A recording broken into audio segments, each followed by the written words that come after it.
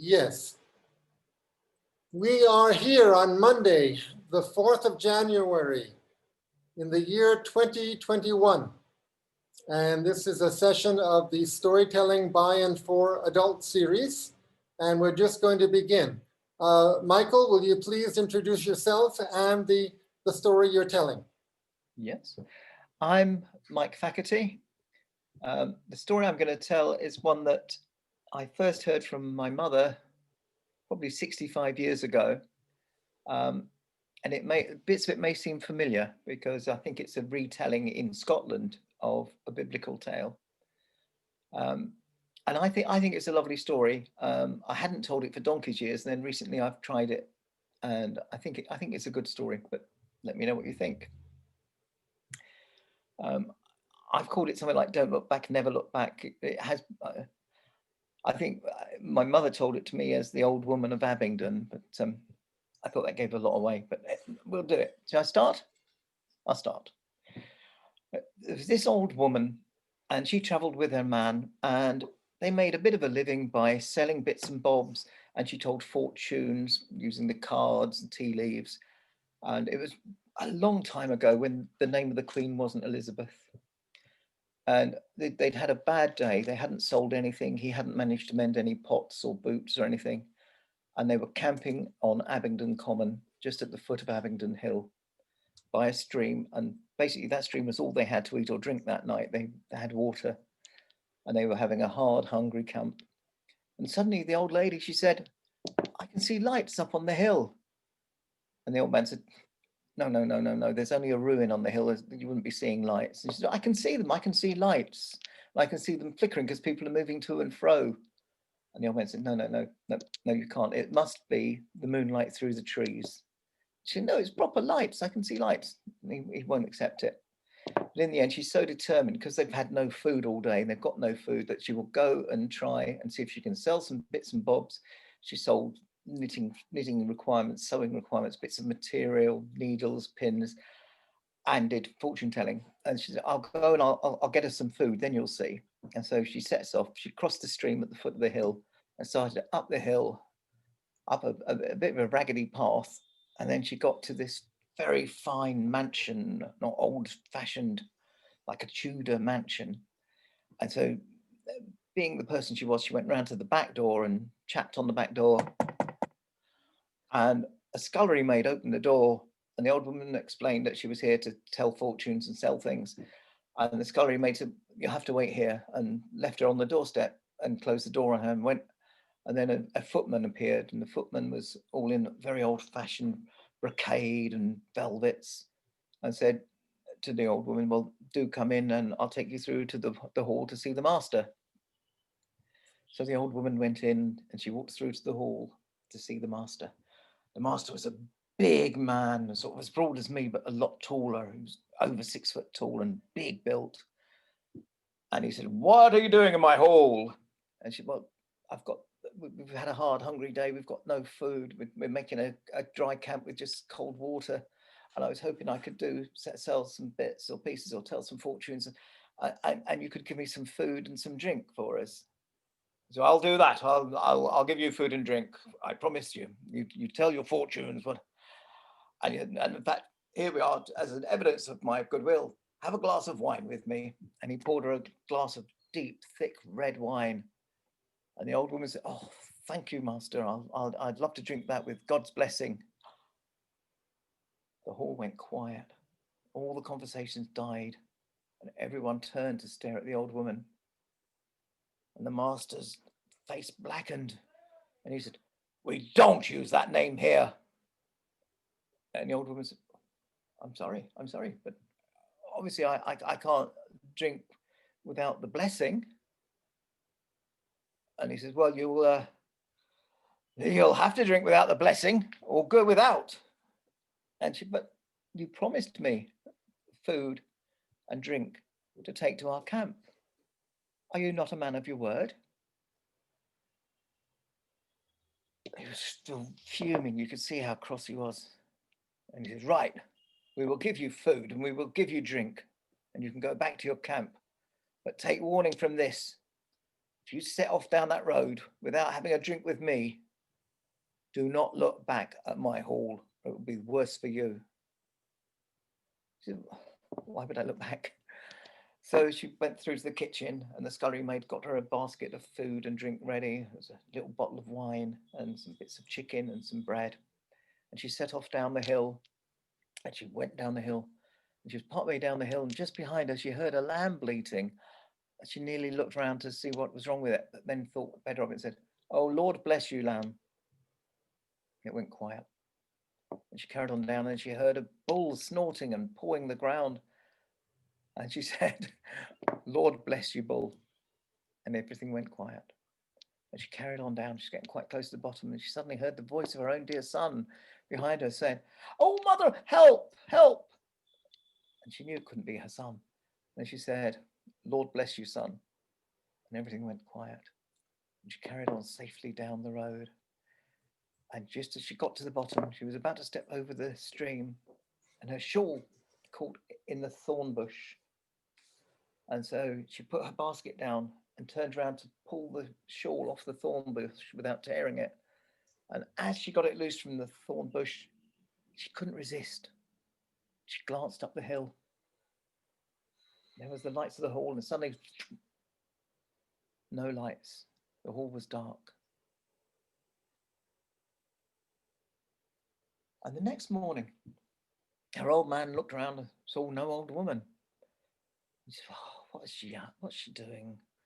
And he crossed the stream, and at the foot of the hill, he saw a basket of food and drink.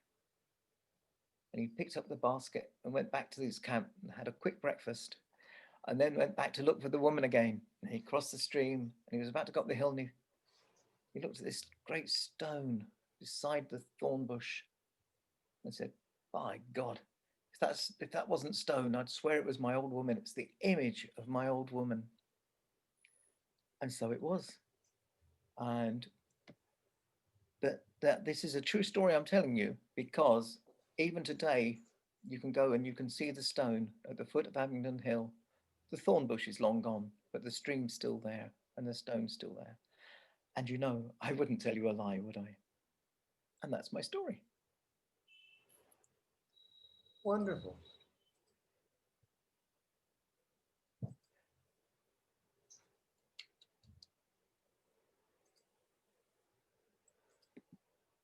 Okay, so she looked back and she turned to stone. Yeah. Well, first of all, go ahead. No, I think it's why I think it might be a Scottish version of a much older biblical story. Lot's wife. Yes, maybe, that's right. It's in the Old Testament. Well, yeah. It's a famous motif in legends and all. What do you make of it as a motif? What does it mean? What does it represent? Any sense? What are your associations with it? I always think of it as one of those things where you can't cheat the fairies. And he's given his word, but he's put a condition on it that he doesn't think that she'll be able to meet, that she mustn't look back. And she very nearly didn't look back. She resisted blandishments on the way down, but then at the very end, she did look back and got the allotted punishment. And she also was not supposed to say, "Bless you, Lord." Yeah, that was because they were the fairies. They weren't happy with saying, "God bless" or anything. So. Oh, the fairies are oppositional to the Lord? In this story, yes. Uh-huh. Yeah. Interesting. And so when she said, "Bless you, Lord," to her son, did that make her son disappear? Yes. These are just illusions to try and make her turn around, and they can't stand against the blessing. Mm-hmm. That's how I interpret it. My mum never explained it. Uh-huh. Well, go ahead, I'm sorry. I said, what do you think? About what? The things you're asking me about. Oh, well, no, it's obviously an archetypal and very popular motif, this thing of "don't look back." I'm not sure what it means. It somehow, It's not good to be self-conscious. I don't know. Could I say something? Yes, of course. Yeah. So not to look back, this is also very common in the hilly areas of India. Many places, my parents belong to the hills in Jammu and Kashmir. And I remember my mother would always say that there are some spirits in the forest, and they have a habit of calling out your name when you're walking alone in the woods. So it has been told to them ever since a child that don't look back if you hear something in the forest. So I could just remember this incident because this came up the minute he told about the story. And I think it also could be symbolically meaning that one should move ahead in life and not look Yes. behind. Mm-hmm. What is gone is gone. It's the future that you should look at and move ahead in life. Otherwise, you'll lose many other things.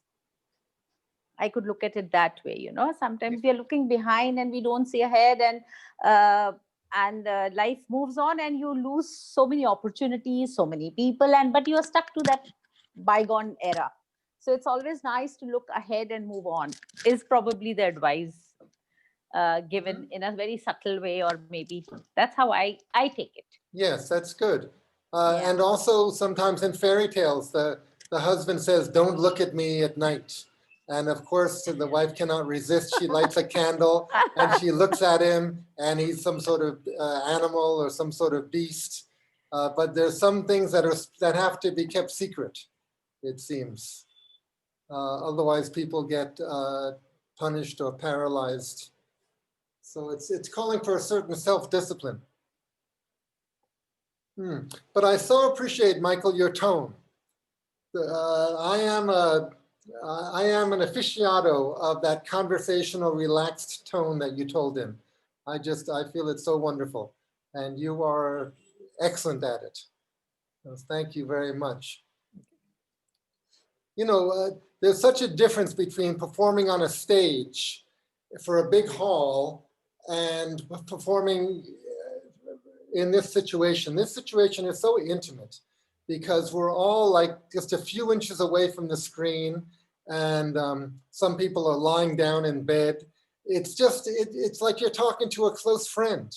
And if the speaker is emphatic and announcing, it doesn't make any sense.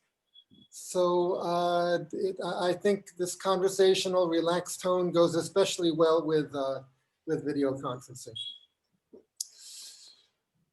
All right.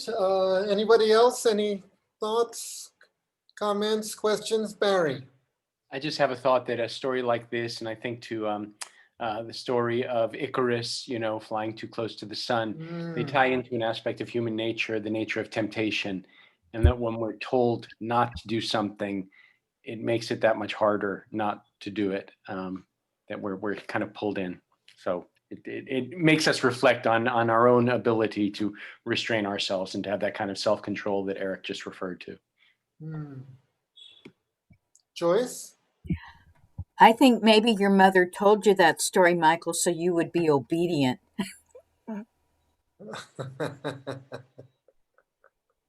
It's a good story. I like it. And I do like your ease in telling it. It's very good. Okay. Great. Yes, hello. Go ahead.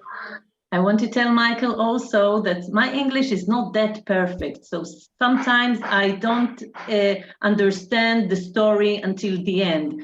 But to see your face and to hear your voice, you're like a big something on the screen, and with your beard, I loved it very much. And to tell you about the stories that you shouldn't do something, it's going to happen. So this is the great things in that story. And I think that if I were there, I was looking also back. I'm sure. Maybe I'm stoned now. I don't know. Thank you. Great. Okay. Let us proceed.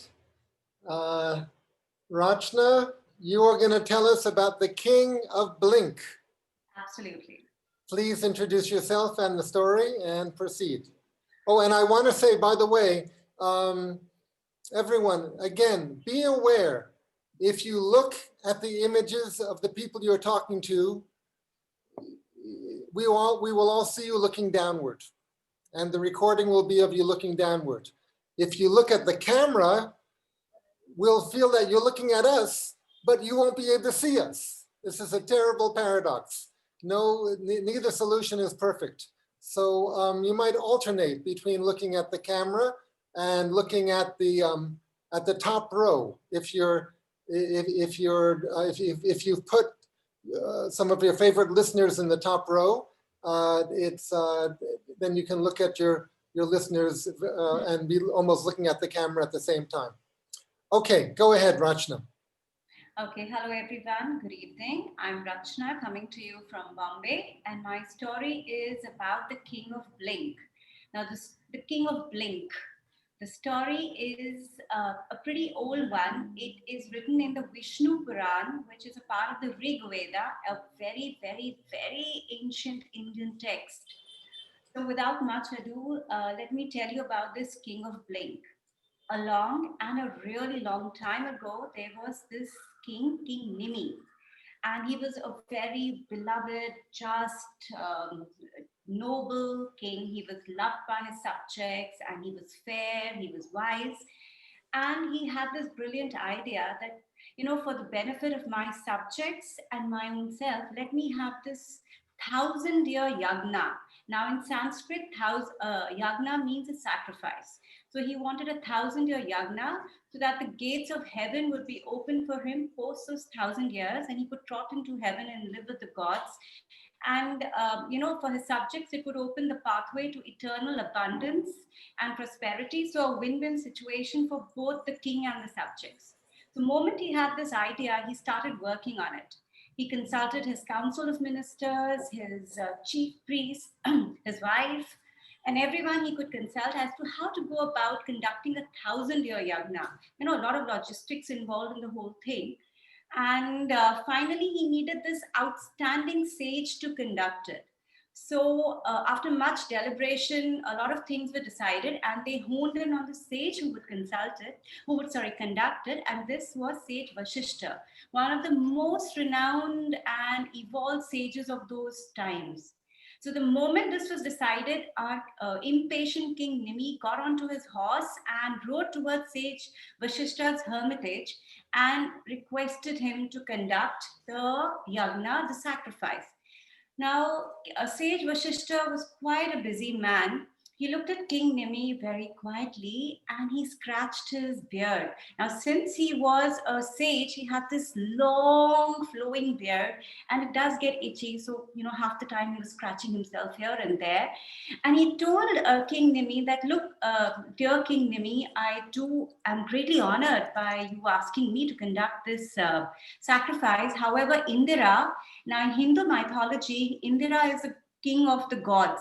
And he stays right up in heaven, and he's already booked me for the next 500 years to conduct his yagna or sacrifice. So once I'm done with that, I'm going to come back to earth and conduct your 1,000-year sacrifice. So for 500 years, please excuse me.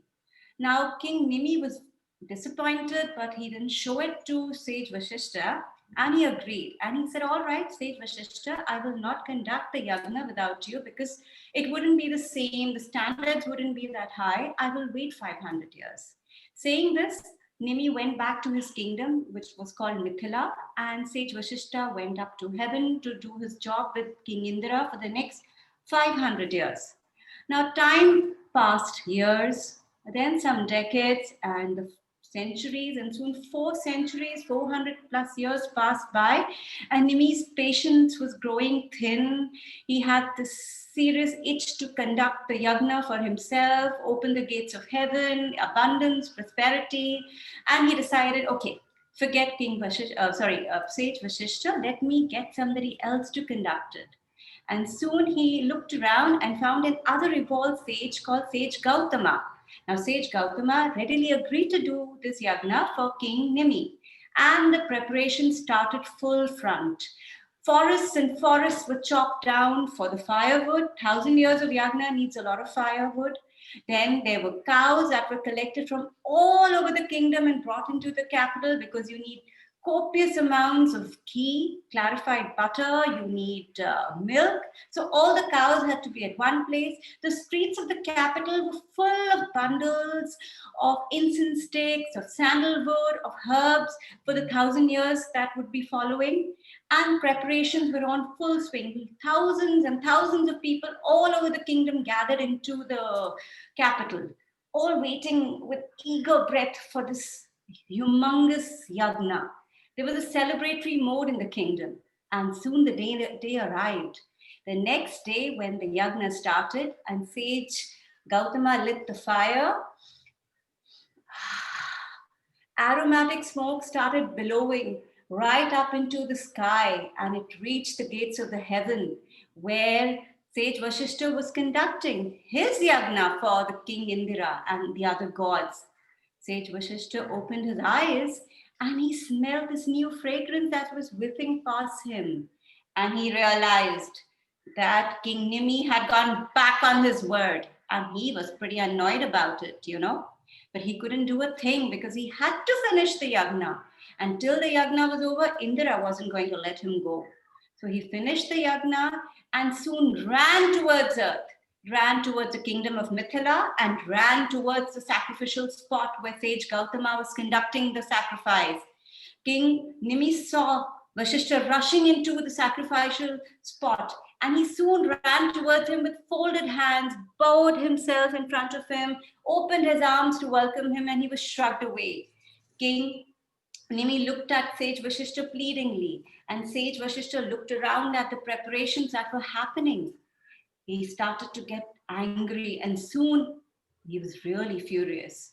And in this furious stage, he cursed King Nimi. "Oh, King Nimi, you have arrogance and insolence. You couldn't wait after promising me that I would conduct the yagna.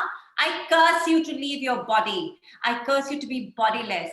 So you have no body, and you will not be arrogant or insolent anymore." And the moment he said this, King Nimi's heart fell. He fell at the feet of the sage and profoundly asked for forgiveness.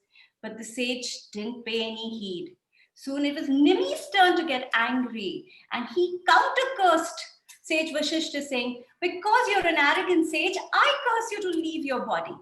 Now, both Nimi and Sage Vashishta were evolved and great souls. So their curses had to work, you know, this one curse this way, one curse that way, and both of them lost their bodies. Now the celebratory mode in the kingdom turned into a gloom. There was mourning, there was sorrow. The beloved king had disappeared, just leaving his body behind. Now the citizens preserved his body in oil and herbs. Taking the help of the sages, they continued with the yagna. And in the meantime, King Nimi became a spirit. He was roaming around in the universe, and he realized that without a body, he's boundless. He's not attached to anyone. He started meditating. He wanted to be one with the Brahman. Brahman in Hindu mythology is a universal soul. So he wanted to be one with the Brahman, and he realized that this is what he wants to be, and this is what should be. His attachment to his body, to his kingdom, all withered away in this form. And soon the 1,000 years of yagna was over, and the gods came down from heaven to bless the people of Mithila and grant them the boon that they wanted. The people, without a thought, asked for their king to be restored back into his body because they missed him. He was like a father figure. And the gods agreed. They summoned the spirit of King Nimi to put him back in his body. But the moment that was going to happen, the spirit of King Nimi spoke up and said, "No, do not put me back into my body. I am free. I do not want to be bound to anything or anyone. I want to be one with the universal spirit. Let me go." The gods were upset. They said, your citizens are asking for you. You cannot leave them bereft. So King Nimi looked around at his citizens and realized that there was deep love between both of them, but he wasn't ready to be bound to anything or anyone anymore. So he asked the gods to come up with a solution in which he would be a part of the citizens today, tomorrow and for eternity, and yet have the freedom to go and be a part of the universal soul. And that's how all the gods gathered together and put Nimi on our eyelids. So every time we blink, King Nimi is sitting there, and hence he's known as the King of Blink. And all of us have a little Nimi on our eyelids. He's always with us. Thank you.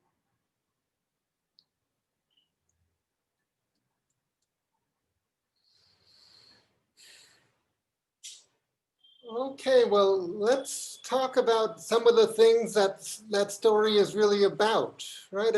At first, I thought it was about that the king had been arrogant, that he had not invited someone or he had not given someone a certain privilege, right? Absolutely right. So part of it is that arrogance, but then this other meaning of not wanting to come back into a physical body and wanting to just be a spirit. Absolutely. I mean, Hindu philosophy is all about being one with the Brahman. You know, it's finally when you read the text, it's about being one with the super soul. You can call it the universe. You can give it a name, no name. So all of us meditate to reach to nirvana, and he attained his nirvana after getting literally pushed out of his body. I mean, that was not what he really wanted in life. But once he got that, he realized that's a better place to be than what he desired. So in a way, it's like Michael's story, you know, don't look back, just move ahead. I mean, it kind of goes with that philosophy, move on. And it's the idea that we cannot be in the body and be connected to the universal spirit at the same time? Not in the way that he got connected. Because we're attached, attachment bogs us down, whether it's to the body, whether it's to something. It's about being a spirit is detached. That's what I understand from the story and the other things that I read around it. Just being a spirit is detached. I mean, why do we admire birds? We think they have no attachment, although they do, but we admire them because they're free. And we say free like a bird. Yeah, that's it. I mean, here he was free like a spirit, maybe. So if we get a little bit of this figure on our eyelid, that means no, it's the blink. The blink itself is Nimi. In Sanskrit, Nimi or Nimisha means to blink. So the word itself is the blink. Yeah, so it's something very close to our eye, to our mind, and that represents the connection with the universal spirit. Yeah, and it's like he's there with us and he's not there. He has the freedom to do and go and come as he pleases, but he's still a part of his subjects. And I guess all of us are the subjects since all of us blink. And also we are in our bodies in our regular lives, but also we have a sense, we have a hint of the universal. Absolutely. You know, I'm going to switch from one Wi-Fi to another. Just a moment. I may freeze up for just a moment here.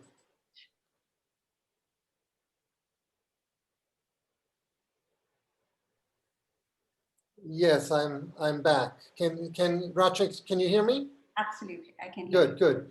Anybody else? Any thoughts about this story?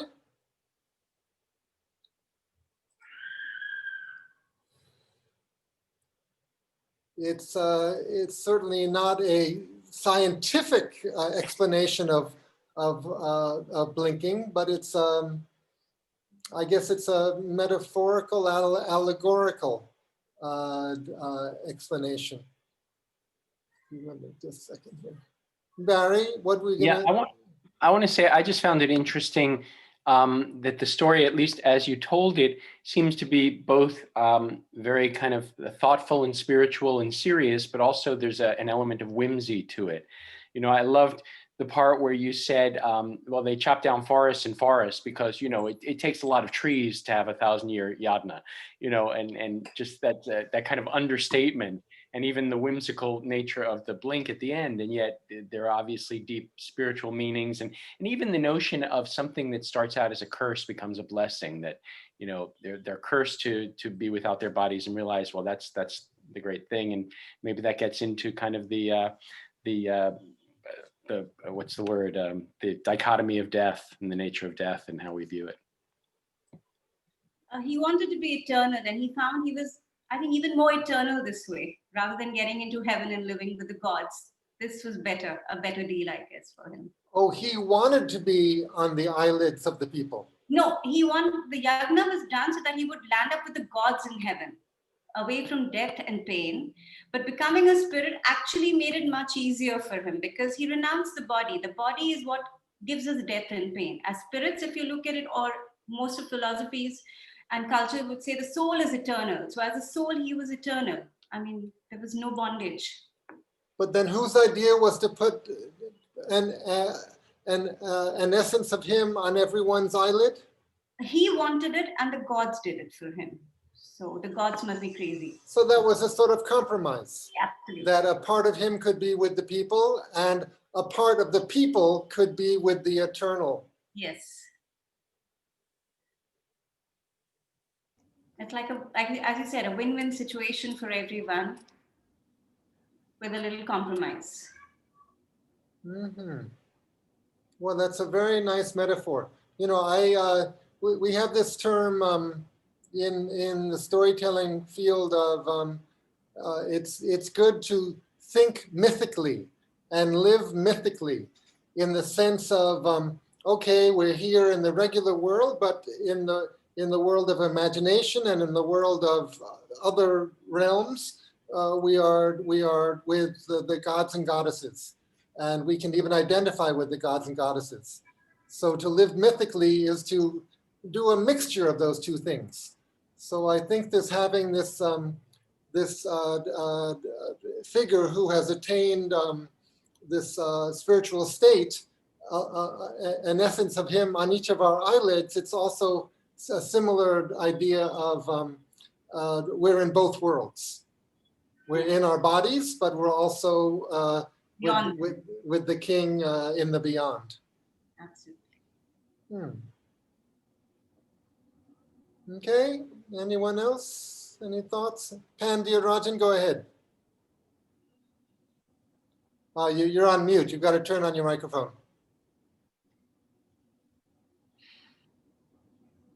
Pandya-Rajan, you got to. Yeah. Okay, go ahead. Yeah, actually, I have one question.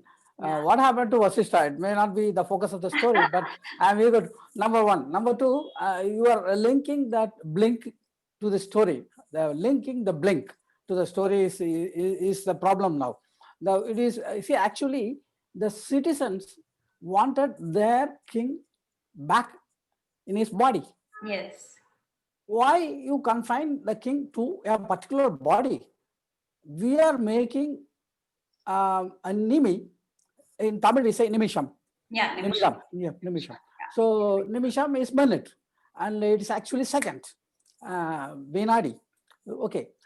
This nimi, instead of residing in one particular body, now because the citizens demand, he will be living in everybody's eyelids. That may be an explanation. That's one. And the first question you have to answer. Thank you. Vasishtha's body was preserved and the gods put his spirit back. So he went on his task as before. I mean, I didn't mention it because it wasn't really important to. Right. It is not for the story I told you. Yeah. And after that, so you said Mithila. Therefore, when it happened? Before Ramayana or before Mahabharata? Vishnu Purana, no, Vishnu Purana. Vishnu Purana, okay. Yeah, okay. and also Mithila is now called Janakpur and it's in Nepal. So technically now it's a myth, it's a story. Now, there's always parts around this. Right. So leaving that part of it aside, I feel that the king got his freedom. He's still a spirit and he's still with the subject. So obviously everyone is selfish. The subject would want the whole thing back. I mean, he was a father figure to them. So there is always an element of selfishness in love. So that's how I think, love works. I mean, you care for somebody, but there's always an element that you would want something back from them. Selfless love is a little difficult, even 2,500 or 3,000 years ago. So that's why, the compromise works a little better, I feel, in all situations, 2,500 years ago and even now. Thank you. Okay, let us proceed. Vinita, are you? Yes, you are here. Yes, I'm here. And you're going to tell about the Begums of Bhopal. And there's been a lot of interest about this. I've received many emails. So I hope the people who wanted to hear the story are here and are hearing it. So go ahead, please introduce yourself and the story. Okay, so thank you, Eric. My name's Vinita. I'm from Bhopal. And the stories of the Begums of Bhopal, 6 rulers who ruled Bhopal, that's fascinated me. Shaya is here. I don't know about the others. I'll look them up later. But all those who've come in to see it, Eric, they're not fans, they're friends. And I want everybody here basically to become a friend, because what I'd like you to do is I want to develop this into a show. So everybody says nice things. It doesn't help. So tell me, give me tips and, write down points and everybody tell me how I can make this better. And Shaya is my Urdu guru. So I'm going to talk a little bit, just a minute of Urdu in the script. But I hope nobody gets offended if the accent's a little off. And so maybe after you tell, you can put your email ID in the chat section, or people can send an email to me and I'll forward it to you. Either way. Absolutely, absolutely. And in fact, Eric is so great. He's introduced us to Zoom. I know I learned from him. So thank you, Eric. And I've also, asked him for help now in developing this. So anyway, now I will begin. So, Adab. Kushamadid. Me Khatija. Khatija, who did you expect? You expected the Begum of Bhopal? Begum of Bhopal at your seance? That's not going to happen. They don't believe in all these spirits and seances. No, knock, knock. Are you there? Knock, knock. Whereas I go anywhere I'm called. Anyway, if you want to meet the Begum of Bhopal, you have to ask yourself, which Begum do you want to meet? There isn't just one Begum of Bhopal. There were 6. See, it all began on 13th November, 1819. The Nawab of Bhopal, Nazar, he dies. All right.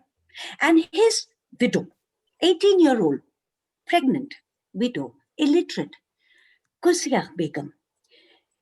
There are all these people who are saying, I will be Nawab. I mean, I'm the heir and, male and this and that. Nobody's thinking about this. And Kursiya Begum comes there, throws back her parda and says, my daughter will be Nawab of Bhopal. And I will be the regent. There's an uproar. The Indo-Afghan nobility, a woman can't rule, a woman can't administer. It's un-Islamic. And the British, oh God, they can't tolerate it. The British agent in Sihor, he's up in arms. This can't happen. Who's heard of such a thing? And Kursiya Begum thinks fast. And she says, all right, I tell you what, when my daughter grows up, she will marry. And she'll marry your son, yes. And when she marries your son, he will become the Nawab of Bhopal. It's a compromise. After all, her daughter is only 15 months old. It'll take a long time. She's bought herself some time. She's bought herself some allies. And then the daughter starts to grow. And these allies, they start to say, marriage, get her married. And the British agent, oh my God, these British, he comes in and he's saying, you promise, marriage. The girl is still a child. And the girl grows a little bit more. And the shouts get louder, marriage. Wait, she's not a marriageable age yet. And then her daughter, Sikandar Begum, named after the great Alexander, comes of marriageable age. What is Kursiya going to do? She thinks. And she says, he is, he's important. How can a woman say this? In public. And Munir, the person who's accused of being important, he's saying, no, dad, father, no. But the father, he's power crazy. He says, okay, he's important. Then let her marry my younger son, Jahangir. And Kursiya Begum is stuck. But she says, all right, Jahangir it is. Because Jahangir is a little younger. And so the marriage can be postponed a little more. But eventually the marriage takes place and Jahangir becomes Nawab of Bhopal. And Sikandar Begum, the daughter of Kursiya, oh, she's crazy about him. He's so handsome. She looks at him and, birds begin to sing and flowers begin to bloom. What do I tell you? Unfortunately, he doesn't feel the same way about her. Sikandar बेगम निहायत दिलेर और बाहौसला बेगम थी. But she's not what he wants. She's square-jawed. She shoots rifles, goes tiger hunting, rides horses, can work a sword. She's masculine, he thinks to himself. She wears these pantaloons and embroidered jackets. He doesn't want a wife like this. It doesn't take long for his uncle and his father to convince him to kill her. Once she's dead, he's going to stay the Nawab. And so one night, Sikandar Begum is lying in her room waiting for her husband to come back. And she hears his steps on the stairs, and she hears the snuffing out of candles and the blowing out of lamps. And an instinct tells her that something is wrong. Her life is in danger. She lays a pillow over herself and a white sheet over that pillow. And she lies there in darkness. Jahangir steps in, picks up his sword and slashes at her. He slashes till he sees blood spurt. He doesn't notice that it's only from some parts of the body which have accidentally been exposed. And then he creeps off into the night to join his hunting expedition, because that was his alibi. He wasn't there at all. Sikandar Begum was really, really in love with him. And she is heartbroken. She even fought with her mother for him. She wanted him to be Nawab. She didn't want to be Nawab. She's heartbroken. The news spreads over Bhopal, and people are up in uproar. They don't want this degenerate, debauched Nawab. They want the Begums back. The Begums they're ascetic. They don't spend so much money. They're frugal. They care for the people. They want the Begums. Jahangir dies. He lives a life of debauchery and he dies very young. He writes a letter to his wife, who goes running to him anyway. She forgives him regardless of the assassination attempt. She was really in love. But he dies. And so the Begums come back and become the Begum of Bhopal. The story doesn't end here. There are 6 Begums. And so Sikandar Begum, when she becomes the Begum of Bhopal, she has learned her lesson. A handsome husband, let me tell you, write this down, will not do. He'll wrap you around his little finger. So when it comes the time for her to find a husband for her daughter, you know what she does? She lets people come, proposals come from all over. This girl is beautiful and like a princess, and people know you'll get a kingdom with her. But Sikandar Begum chooses a 32-year-old, twice married man who has daughters as old as her daughter Shah Jahan. And think of the name Shah Jahan, named after the Mughal emperor. And when she sends him the proposal, he, poor chap, he sends back his hair dye, his spectacles, and his dentures on a silver tray to her. And to all he says, don't do this, don't ruin your daughter's life. But Sikandar Begum has learned her lesson. You know, the British agent will say the spouse should become the Nawab and all the accountabilities, and nobody's going to tolerate a woman Nawab, and she is going to make certain her daughter rules. And this man is loyal. And so she names him Nawab ud-Dawla. He's a strong man and he's very loyal. And let me tell you, it was a good decision in some ways, and in some ways not so good. Between you and me, Shah Jahan was unfaithful. There were rumors. And he was unhappy. But you know, in 1857, when the Indian War of Independence took place, and 300 men marched into Delhi and declared Bahadur Shah Zafar Emperor of India, Bhopal was in trouble. See, the Begum was pro-British. She needed them. And she was pro-British. And the revolution spread to Bhopal. An alternative government was set up in Sihor under the Sepoy Bahadur. And then in December, they laid siege to Moti Mahal, her palace. And they demanded that Sikandar Begum be handed over to them. It was Nawab ud-Dawla, her loyal son-in-law, who stood by her and who defeated them and drove them out of Bhopal till the British contingent came. So it was a good decision. All right, so Shah Jahan was not happy and unfaithful, but then she married again. And so when Nawab Utullah died, Sikandar Begum, she was beating her breast and weeping. But Shah Jahan, she was talking to some Frenchmen about gay Paris. And that is the story of the Begums, the beginning Begums, the ones who set the dynasty of Bhopal. Now, you might say that they should have sided with the Indian nationalist movement. I don't know. I don't know.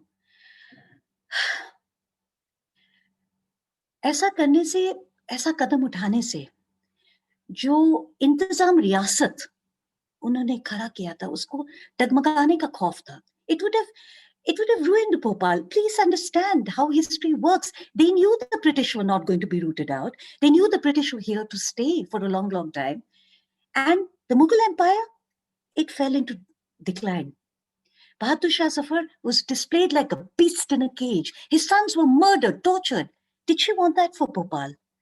And as the Mughal Empire went into decline, Bhopal rose as a state, became the model state, not only because of its reform, but all the intellectuals, all the scholars, they all came to Bhopal. Bhopal became a center of culture. Don't tell me she did the wrong thing. I don't know. Like, what would you have done? Well, I only know one thing. मेरे लिए ये काबिले फक्र की बात है कि मैंने एक ऐसे भोपाल में जिंदगी गुजारी जहां 6 खवातीन हुक्मरां ने तख्त संभाला. I am proud of having spent my life in a state where 6 women rulers ruled, and for a brief period of time, it became a safe space for women. इजाजत दीजिए. खुदा हाफिज.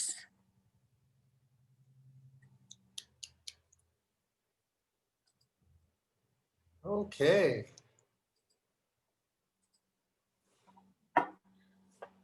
Well, Vinita, you're a very strong communicator and so expressive. It was almost overwhelming for me because I was feeling the emotion so much of what you were expressing. It was a little difficult for me to follow the story because I was overwhelmed with emotion.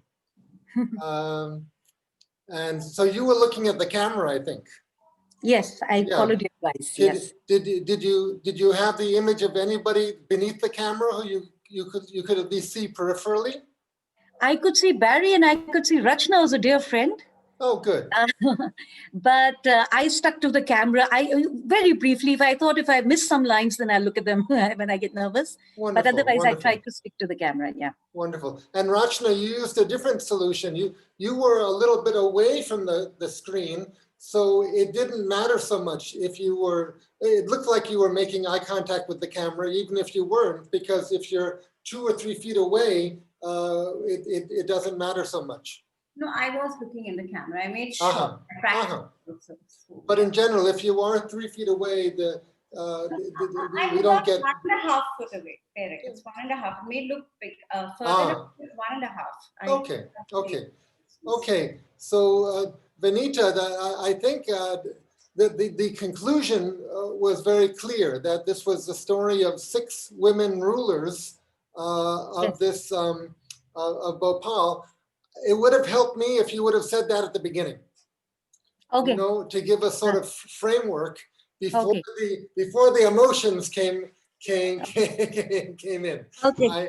I needed a bit more of a framework to put all the adventures and the emotions in a container, in a context. Okay. I'm writing that down, yeah. Mm-hmm. But it was wonderful. Anyone, any responses? Anybody? Comments, questions, resonations? Hi, Eric. I am here at Bhopal. Okay. Can you see me? Yeah. Yeah, go ahead. And it was lovely to hear Vinita, who is also from Bhopal, a fellow storyteller. And what an amazing narration. I have I would call it I'm a wee bit jealous because I always wanted to tell this story of Begums, and but it was heartening at the same time that she chose to tell this story. Very, very close to my heart, being from Bhopal, not born but brought up in Bhopal. Spent almost half my life here and back again. So wonderful narration, Vinita. I'm so glad I'm here to cheer you up. I must tell you, Jyoti is has been my storytelling teacher. I learned storytelling with her. So we did a course together. Yes.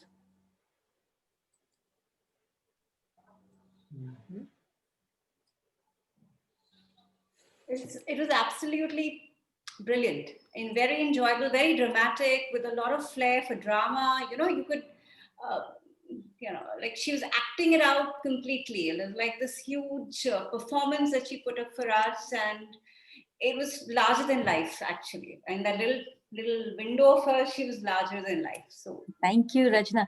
And Rachna, I thought you were going to tell the Rani of Jhansi story. So it actually built something in where I would say Rani of Jhansi actually wrote her letter and said that Sikandar Begum, and said that, after this is over, I'm going to come and physically hit you. And she said, come, my firearms are ready. So, but then since so I thought if you're telling that story, I'm going to put that in too.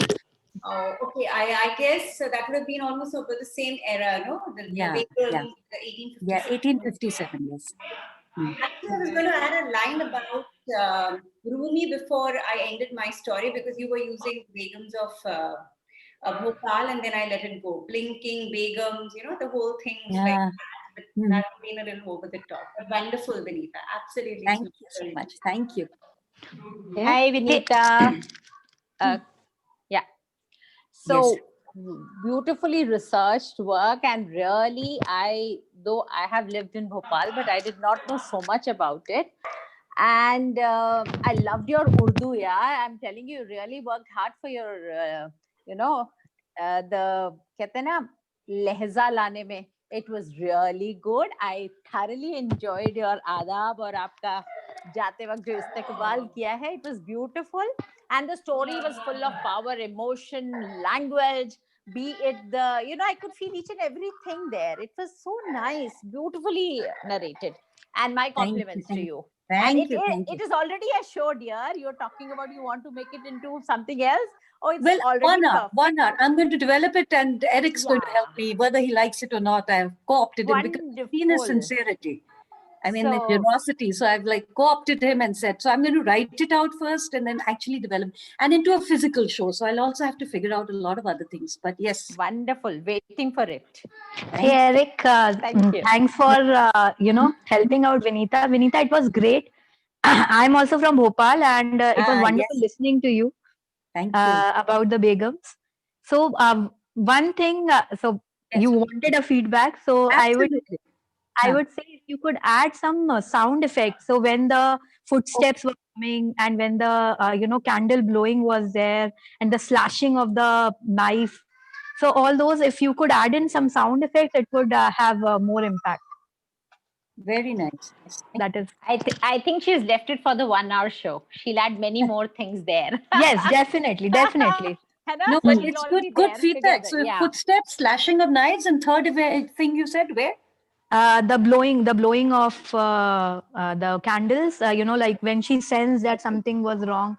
So if you are having a physical show, you can always have some sound effects in the beginning, and when the Begum is, getting married, and all those kind of sound effects will have an impact in the physical show even more. That's what I. जहाँ प्यार मोहब्बत की बात थी, कोई गजल और कुछ शेर भी हो सकते थे. Yes. और भोपाली अंदाज आ जाता उसमें, है ना? थोड़ा शायराना उसको और कर देंगे तो बेहद खूबसूरत एक चीज बन के आएगी. मजा आ गया. Thank you. Thank you so much. Vinita, may I say a few words? Vinita, I've known you for a very long time. We went to school together, and you've always been a born communicator. You've always been such a powerful storyteller. But I'll tell you what I missed a little bit is thoda sa long shot. If you had gone back maybe just a couple of feet, I would have loved to see your body language, because you are an actress. You have done so much acting in your time. and your costume is looking absolutely delightful. I would have liked to see a little bit more of it rather than just the headshot. But you Okay. brought so much flavor, so much emotion, so much sort of, all the subtleties of the personalities of the Begum. Loved that. Absolutely delightful. So Thank you. yeah, I want to see more of you. I just don't want to see a headshot. I want to see sort of like maybe a mid shot or something with all the hand expressions and everything that you're capable of. Okay, Amita is going to help me with that. Amita is a Kathak exponent and she's in London. Hello. I called her especially for the Navras, which you're right, it's difficult with the Zoom, but we'll work it out on stage. No, So, because thank we can see your headshot, but your Yeah. body language, I'm sure we can do loads more. Okay. Okay. I would like to agree with Amita to see that variety. But Vinita, I loved it when you did that well, just between you and me. That was a wonderful use of our Zoom space. I also want to echo what Eric said about having a container to put things in. And there were Okay. parts of the story where I just thought, well, perhaps because I'm an American, I'm a United States citizen, I'm not as familiar with Indian history or the history of Bhopal. So maybe I'm missing things that Okay. other people are getting. But Oh, yes. still, I wanted to know. And there was one sequence where I just got like when she covered herself with the pillow and the sheet, and then the assassination attempt, but I wasn't totally clear. And maybe I just wasn't listening well enough, but I wasn't clear on what the blood was, where the blood was coming from, and that she had survived. I felt like you moved very quickly over some of the details of it. Okay. And I just kind of had to try to keep up with you. And Okay. so I Okay. encourage you to Okay. take your time to fill in Okay. the details for those of us who might be less familiar with the Okay. entire Thank story. you. Thank you. That's great input because hard for me not to realize that 1857 is something everyone will know. But you've alerted me to that. Thank you. Thank you. Yes, I think the Begums are, the Indian women are very proud of this dynasty, right? Because it was a Well, woman. people don't know about them. So That's right. That's why I want to tell the story that there were actually these people in the 19th century, and the British were very anti them because they also thought till Queen Victoria came to the throne. And then they became, so the next British agent kind of could accept a woman. Somehow, I don't know, they were the most hostile against this idea of a woman on the throne. Yeah, so people don't know about that. So I thought that I should, And Bhopali women are considered very dominant, and they have the blood, they say, so people don't marry them easily. It's difficult. So. Wonderful. Okay, so me and Barry and other people outside Bhopal, we really learned something today. Whoop, a little sound issue going on. Is anyone else hearing a buzz, or is that just me? Hearing a buzz? Okay, but I think it's going There is away. a buzz. Yeah, okay. Okay, shall we move on to the next story? Yeah. Now, Joyce, I said because Sheetal couldn't attend, if you want to, you can step in Sheetal's spot here, or do you want to wait? See, we have three more storytellers. Sheyun, I'm not pronouncing her name properly, Sheyun in Nigeria, Joyce in Kansas City, and Brian in, where are you, Brian? I am in Toronto. Toronto, wonderful, wonderful. So Joyce, what do you say? Do you want to tell now or at the end? Sure, I can tell now. Go ahead, Joyce. So it'll be Joyce, Sheyun, and then Brian. Okay, go ahead. Okay. Please introduce yourself and the story. All right. My name is Joyce Slater, and I'm from Kansas City, Missouri.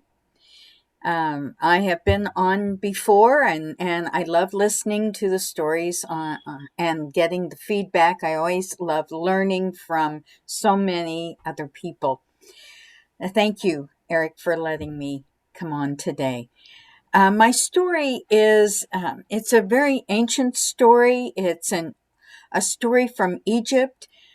They would call it a Cinderella story, but maybe if it was the first Cinderella story, they would all be called the Rhodopus stories. I'm not sure. But it was collected by a man named Strabo, who was a geographer. All right. So this is the story of Rhodopis. A long time ago, in the land of Egypt, the beautiful, beautiful Egypt, where the colors are so magnificent, the golden sun, the shining on the green of the Nile that flows into that magnificent blue of the Mediterranean. There lived a girl who was a slave. Her name was Rhodopis. Now, she wasn't Egyptian. She was Greek. She had been at the shore in Greece one day when some pirates came and kidnapped her and took her and sold her into slavery in Egypt. Well, you can imagine how frightened she was, but an old man, a kind old man who was very wealthy, bought her. He didn't think she was very beautiful because she did not look like his other slaves, but I think he thought he might be protecting her. And maybe he was, but of course he didn't free her. He brought her home and put her with all of his other slaves. Now, these women were beautiful. Oh my goodness, their skin was the color of bronze and sand and copper, and their hair was black and sleek and thick. Their eyes were so dark and shiny they flashed. And poor Rhodopis, her hair was curly and unruly, and her skin was so fair it burned in the sun. And her eyes were green. Everyone thought that was a sign of jealousy or weakness. And so the other slaves, they made fun of her all the time. And they made her do all the work. She had not one single friend among them. And even the old man wasn't her friend because he was so old, he napped all the time. Can you imagine? He didn't even watch out for his slaves. So every day it was, Rhodopis, go to the river and wash our clothes, or bake the bread, or take care of the animals. It was always something. And so she would go to the river and wash clothes, but there she found her friends. She found the animals. The birds would eat from her hand, and there was a little monkey that would sit on her shoulder and chatter to her. And even that big old ornery hippopotamus would slide up out of the river onto the mud to greet her. So she did have somebody in this world.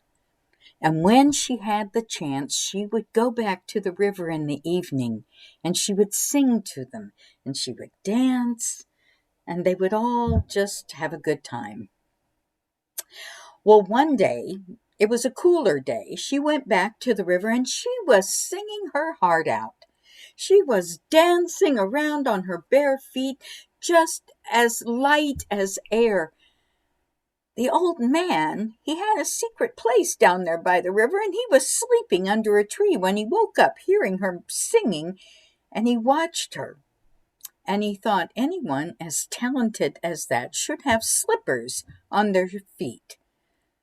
So after she left, he went down and he measured her footprints in the mud, and he took those measurements to a shoemaker, and he had these beautiful rose red slippers made for her from soft, soft leather.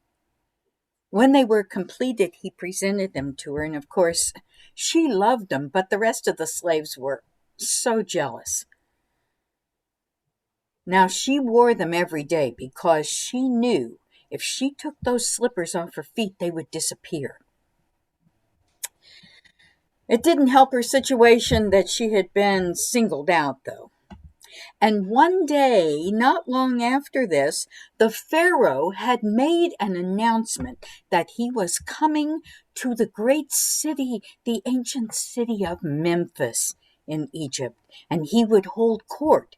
There would be a feast, there would be dancing and music and singing, and of course Rhodopus wanted to go, but the other slaves made sure that she would not have time to go. The old man had given his wife's older dresses to the slaves to wear to this fancy party, and Rhodopus had to take them in and let them out and fix their hair. Of course, there was no time left for her. And the master and his slaves boarded a raft, and off they went to Memphis to this party. Rhodopus, she kept thinking in her mind, wash the clothes, take care of the animals, bake the bread. And when she went down to the river that day, she was so angry. She beat those clothes against a rock more than she probably should have. The water splashed on her beautiful red shoes, and so they would not be harmed, she took them off and put them in the hot sun where they could dry. But as she did that, a shadow came over her, and this falcon swooped down and picked up one of her slippers and took it away. She was devastated, but then in that same moment, she thought, this is a sign. That falcon, that is Horus, the great god of the sky. There is another meaning in this for me, but she didn't know what it was. Well, I tell you, back there at the party, there sat the Pharaoh back in his chair, watching everyone. Oh, he was so bored, but he knew he had to be here with his people. They were dancing and eating, and he thought, if only I could be in my chariot off across the desert, what fun that would be. Or maybe I could be sailing on my barge down the Nile. When suddenly, what should drop in his lap but a red rose slipper? He looked up and the falcon flew away, and he thought to himself, what does this mean? A slipper in my lap.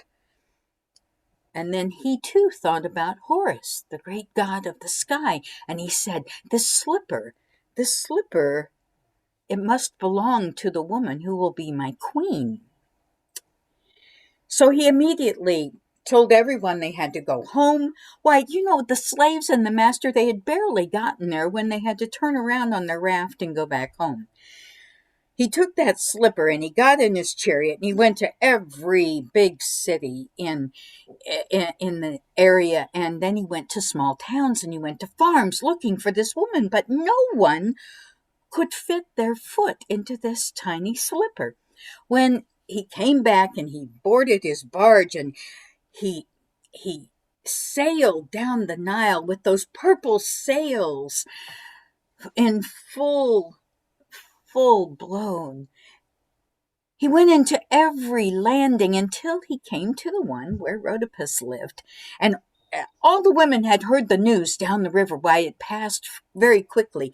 And all of those slaves went down to the landing and tried to fit their foot into that slipper. When they saw it, though, they recognized it. They knew it was Rhodopus's slipper, so they hid her in the rushes, warned her not to come out. But as the Pharaoh was watching these women try to force their larger feet into that tiny, tiny slipper, he spied Rhodopus in the rushes and he called her out. And sure enough, that slipper fit her foot. She had the other one, the match to it, in her tunic, and she took it out and put it on. And he knew he had found his queen. And with great flair, they boarded that barge and sailed back up the Nile with trumpets blaring and gongs flaring and those beautiful purple sails. They became man and wife. And some say they lived happily ever after. And that's my story. Thank you. Wonderful. Okay. I love the ending. Some say they lived happily ever after, and some say. Who knows? At least she wasn't a slave anymore. Or maybe she was. Who knows? Yeah. So, that is lovely. That I've been wanting to hear this story. It's wonderful. Thank you. Thank you. So the story takes place in Egypt, right? Right. And she is a slave from where? From Greece. I mean, she Ah, was kidnapped by the pirates yes, from Greece. and taken and sold into slavery. I have to tell you, I did not find this story myself. I work with some, sometimes I work with some belly dancers in Kansas City. And so they found this story and they created all the dances to go with it. And so I would tell a portion of the story and they would do the dance that signified the story. And then I would tell another portion and they would do the dance. It was Would really love to fun see to that. Is do. there a video? Yeah, is there a video of that? Would love to see that. I may have part of that. It was for the Kansas City Fringe. We have a Fringe festival here, and so I will have to. I'll see if I can find that video. If you do, I have your. I could send it if I find it. I'll send it to Eric, and he can share it. But sometimes I have worked with them during programs. Anyway, I'm not a belly dancer, but. That takes a lot of strength and power with your stomach. But that story was important to them as Egyptian women? It was. What do you think? I don't know why, but and rhodopus actually means like red cheeks. So I think she probably got the name after she was a slave.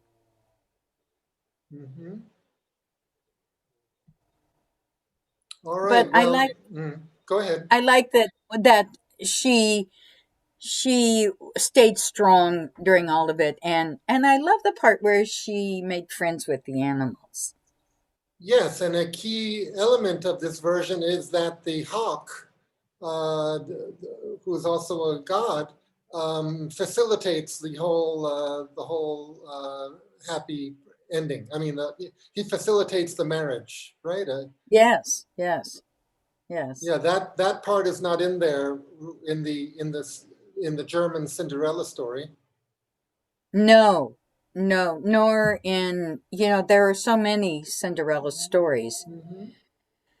But I do like this one. Well, Joyce, you have a special gift that I know you've developed of making a story very real. Well, thank you. We could all sense when you were telling that story, the whole thing was just real. You could see it, we could see it, we knew it was there. There was a real reality to it. I don't know how else to say it. Oh, the images are really strong, and the colors are really strong, and for the me. Characters. Yes. Yes. In my workshops, I bring people through a process of they tell the story of their lives, and they tell episodes of their lives, because I like to coach people to be able to tell any story with the same sense of reality that one tells one's own life story. But you've already somehow done that. You are telling that story, as if it happened to you, or as if it happened to me. I mean, it's as real could be. Well, I think that, every time we tell a story, there's a piece of us. It's a part of us.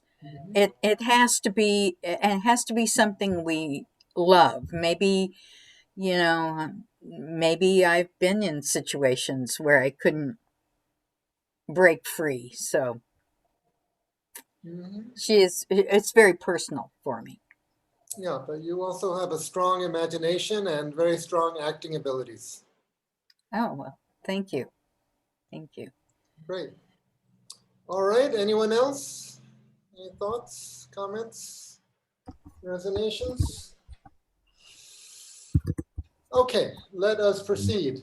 Now, Sheyao, where in Nigeria are you? Hello, everyone. Yeah, okay. Your voice is coming in very faintly, and I think your mic is having a little difficulty. Are you using the microphone that's built into the computer, or are you using an external mic?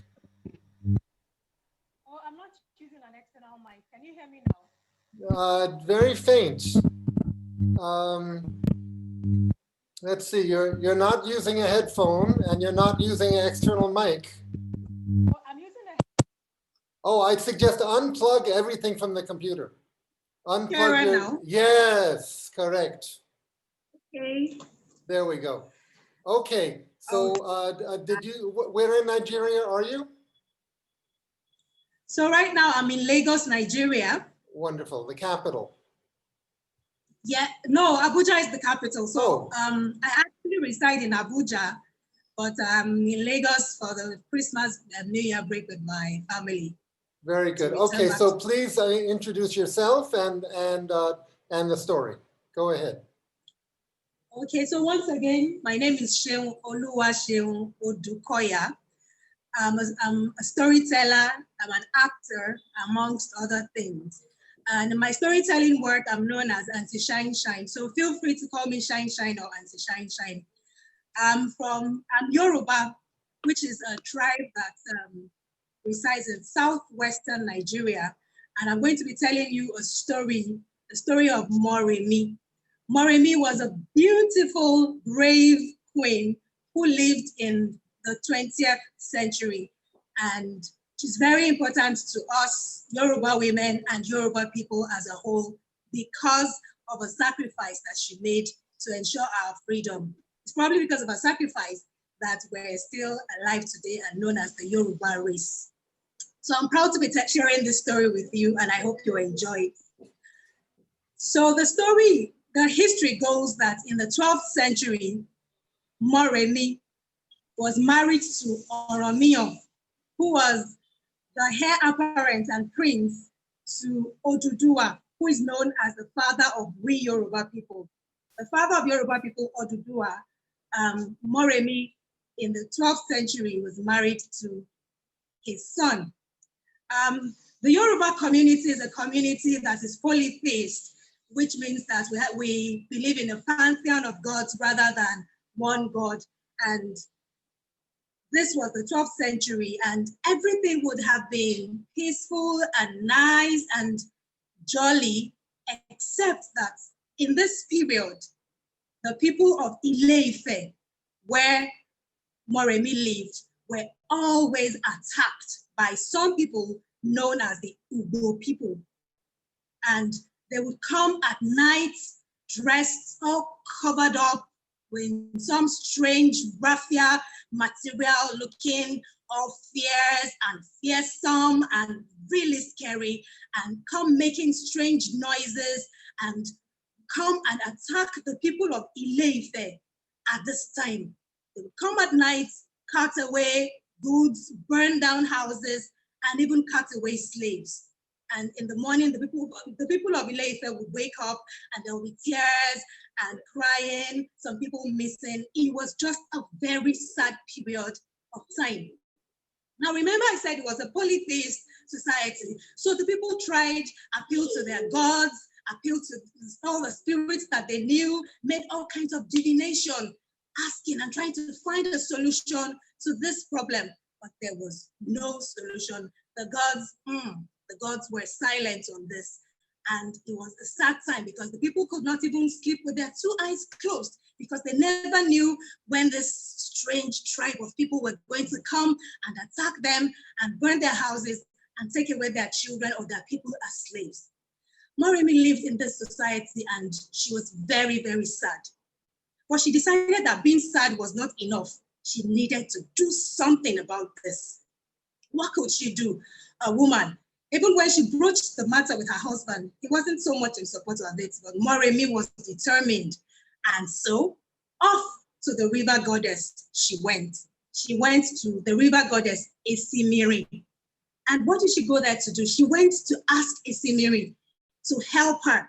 She told Esimiri that she was determined to find a solution, to find the secret of these raiders who were always coming to attack her homeland. And that if Esimiri would help her, she would give her whatever she wanted as sacrifice. That was the custom. You ask the spirit of God or goddess for help, you make a vow, make a sacrifice in return for the help of the god or goddess. And guess what? Esimiri promised to help Moremi and gave her one advice. She told Moremi, allow yourself to be captured when next the Ugbo raiders come and attack your community. And this exactly was what Moremi did. The next time they came with their eerie noises and the strange noises and their strange appearances, Moremi quietly allowed herself to be carried away and carted away as one of their slaves. And so she found herself in the community of the Ugbo people. And guess what? It was at this time she discovered that they were actually human beings like them, because they would always come in some kind of camouflage covered up. The Ife people thought, and they would always come at night making strange noises. Ile Ife people had thought they must have been some kind of spirits. And after having made all kinds of sacrifices to no avail, they had resigned, believing that maybe they were facing the consequences of their sins.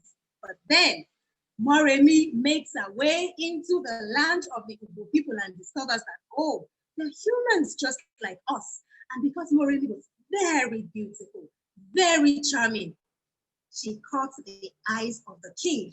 Her beauty was reputed to have caught him so much that it is reported that he actually divorced the rest of his wives and made Moremi his queen in his palace.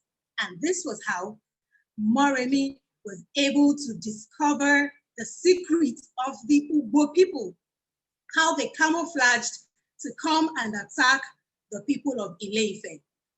After finding out their secrets, she discovered that it was raffia. They used raffia to cover themselves up, and it was they only needed to hold torches of fire. The torches of fire were something that they would not ever want to go near. And after finding out the secrets, Moremi sneaked away and ran back to her kingdom. On getting back to Ile-Ife, she quickly gathered the people and told them what she had found out. She also told them to get ready for war because she was sure that as soon as they find out that she has escaped, the Ugbo people would rush and come looking for her.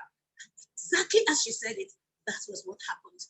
Just as they had gotten ready, the Ugbo people came with their strange noises and their strange costumes at night, in an attempt to raid and attack again the Ile-Ife people. But this time, the people of Ile-Ife were ready, and they beat them and they won them in a resounding victory because they all had their torches of fire ready, and once they threw it at each attacking warrior, boom, boom, boom, boom, all over the place.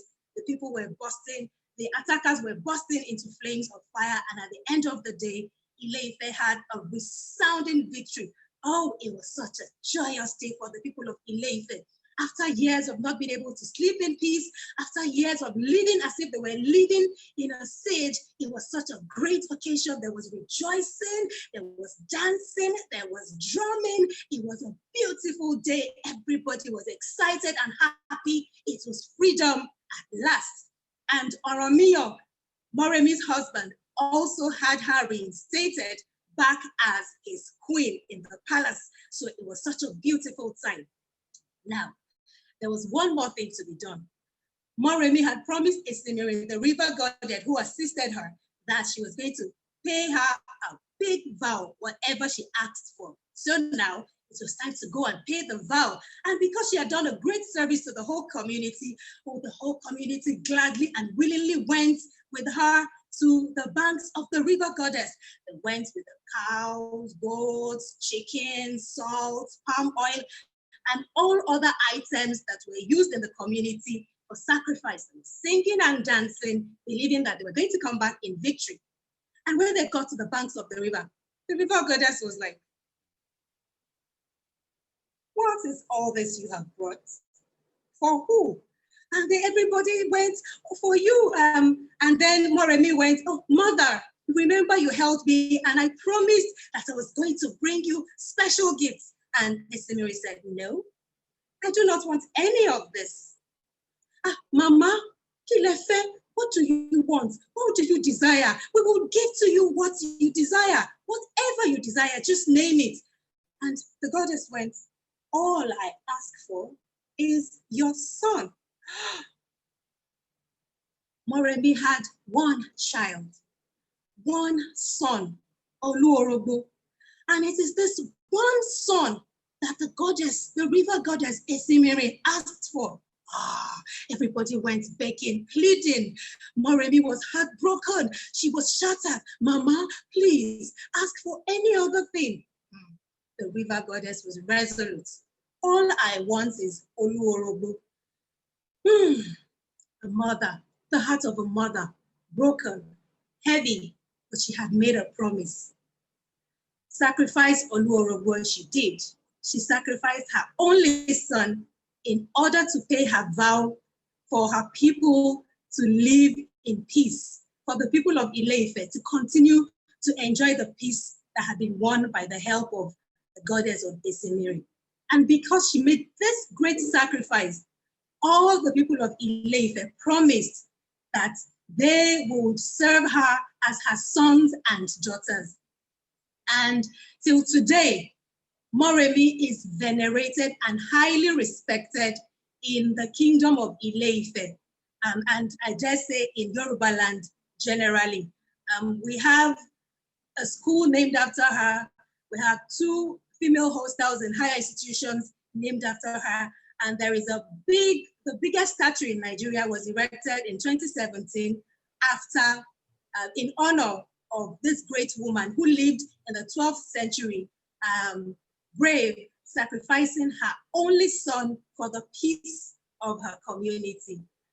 And then there's also an annual festival where the interchange between the Ugbo raiders and the Ile-Ife warriors would usually be reenacted, and Moremi's role would also be played out. And there's that festival that holds every year. So of course, Ile-Ife people venerate Moremi. The Ugbo people are also still in existence, and you would hear them say Moremi was a traitor. Moremi betrayed them. So I guess we could say that one man's heroine is the other person's villain. Thank you very much for listening. Thank you.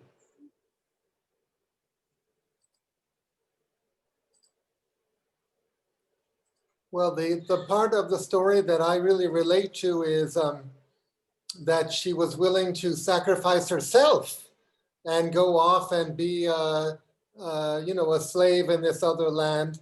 And but she used that opportunity to discover their weakness and their, both that they were not really these monsters, they were just dressed up, and also that they were afraid of fire.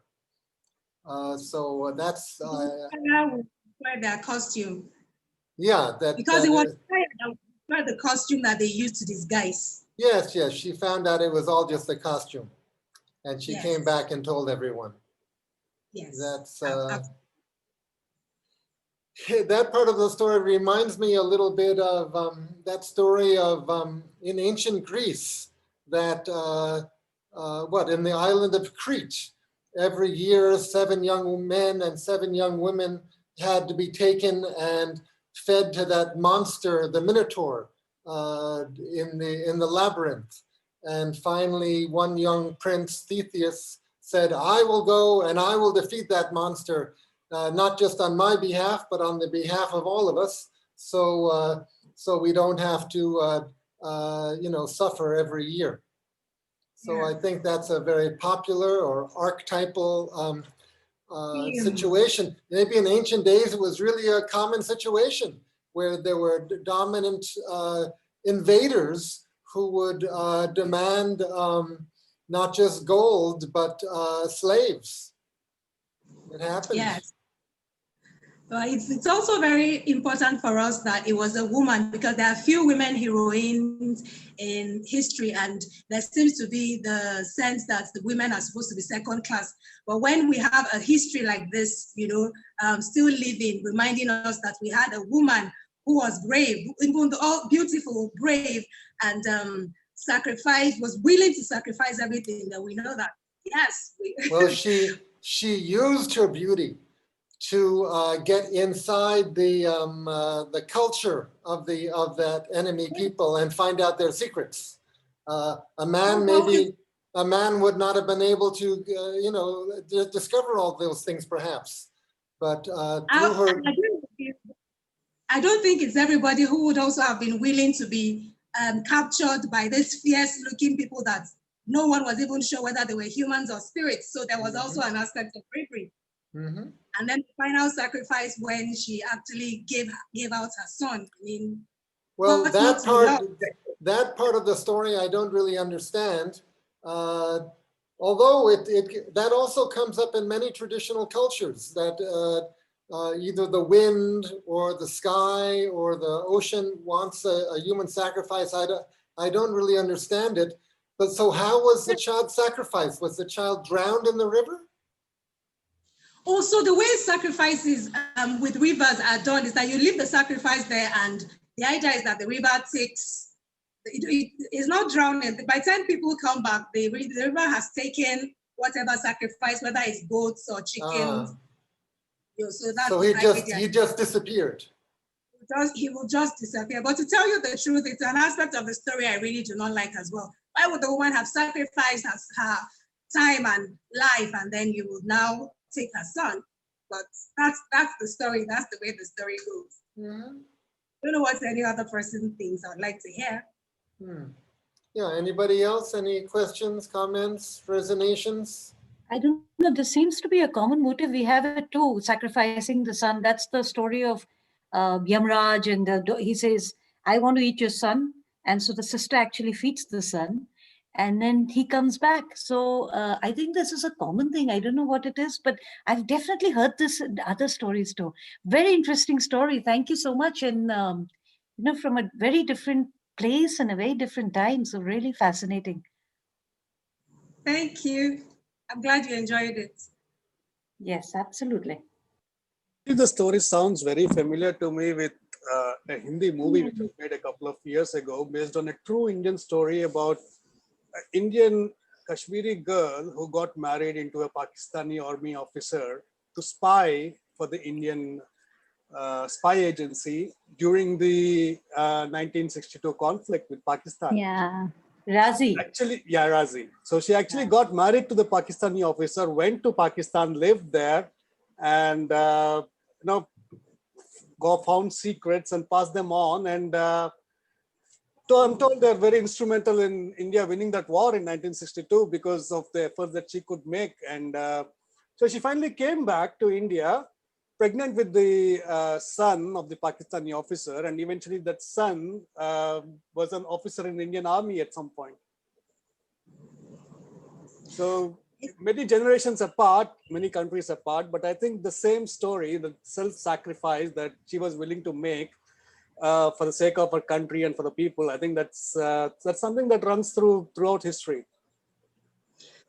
And it's very heartwarming to know that these themes run through. I mean, like the cliche goes, it's the small world after all, and we're all just humans beneath, whatever other colorations we give one another. Thank you. Okay. Yes, so you are a professional storyteller there in Nigeria. Yes, although I mostly tell stories for children, but I think that I would also be very excited to share stories with adults, because I think that storytelling is a way of sneaking the message into the heart rather than banging it on the head. Wonderful. Okay, so now our final story of the evening is a real change of pace. It's a personal experience story.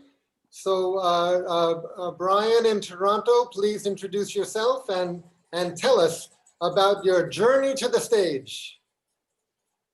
Hello, I'm Brian in Toronto, as you've heard, and this is a little different pace. I know, like many of us over the last 8-9 months during COVID, we've had time to think and reflect. For me, I've had a lot of time to watch Netflix. And one of the series I really identified with was called The Queen's Gambit. I don't know if many of you have heard about it. It's a story about a woman who finds herself through playing chess. And when I was young, I played a lot of chess. I never found myself. But by watching The Queen's Gambit, I've come up with an idea which will lead to the story that I thought I'd want to share with you. Looking at my life and how I've gotten to where I am in life, I think I've traveled the path like one of the pieces on a chessboard. Now, if you don't know chess, or just to remind you, the front row is a series of pawns who only move one step at a time forward, except if they get into a conflict, then they move on an angle. It's the back line that I was thinking about most. At the corners, it's called the castles. The castles move 90 or 180 degrees.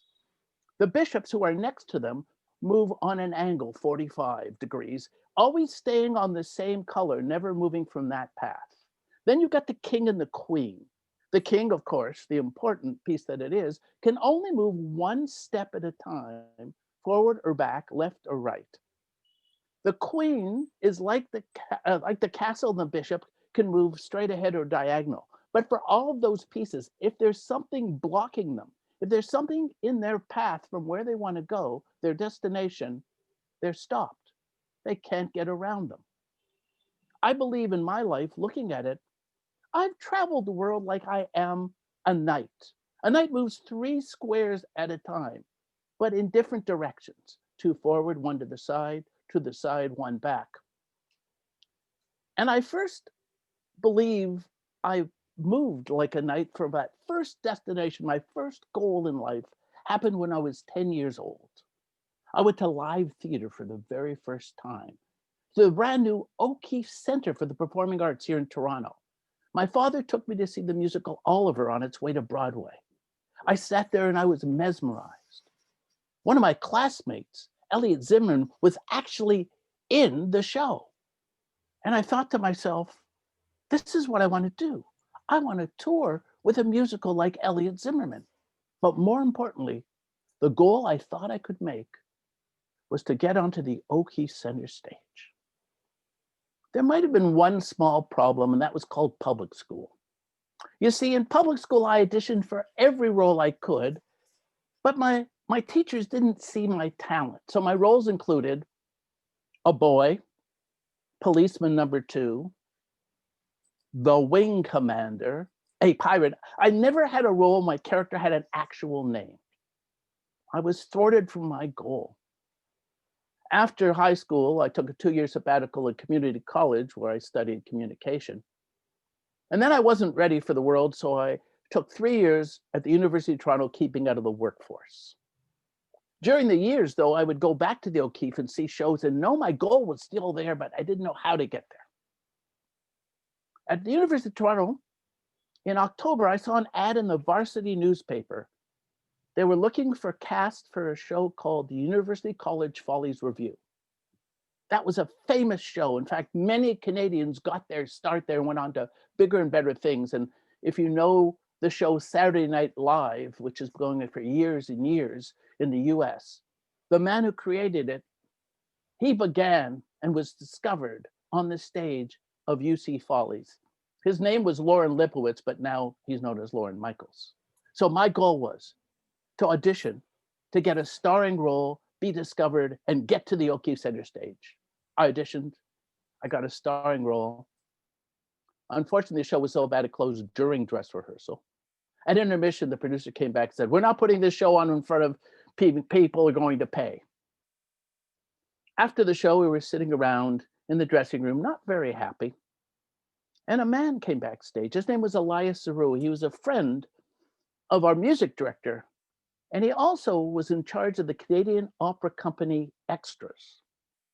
Extras, supernumeraries, the people who are in the background of operas who don't sing, they serve wine, they carry out dead bodies. And he approached me and he asked me if I'd like to be an extra with the opera company.